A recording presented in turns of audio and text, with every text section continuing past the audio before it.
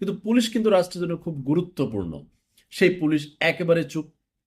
আপনার অন্যান্য বাহিনী, মানে এক কথায় প্রশাসন একেবারে নির্জীব, একেবারে ঘুমন্ত অবস্থায়। এই মুহূর্তে সেনাবাহিনীর এই প্রয়োগটা 2 মাসের জন্য হোক, সেটা মোটামুটি নড়ে চড়ে বসবে অপরাধীরা। আপনি নিজের হাতে আইন তুলে প্রতিপক্ষের প্রতিষ্ঠানকে আপনি ক্ষতিগ্রস্ত করতে পারেন না। এবার আপনি বলবেন যে তারা তো করেছে, আরে তারা তো করেছে বলেই তো তারা শিক্ষা পেয়েছে 5ই আগস্ট 2024-এ।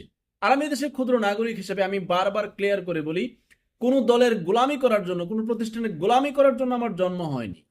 আমি এদেশের একজন নাগরিক, নাগরিকের পক্ষে আমি। জনগণের বিপক্ষে যে যাবে, আওয়ামী লীগ গেলে আমি তার বিপক্ষে, বিএনপি গেলে আমি তার বিপক্ষে, ডক্টর ইউনূস যদি জনগণের বিপক্ষে যায় আমি তার বিপক্ষে, ছাত্ররা যদি জনগণের বিপক্ষে যায় আমি তার বিপক্ষে, যেহেতু আমি জনগণের পক্ষের লোক।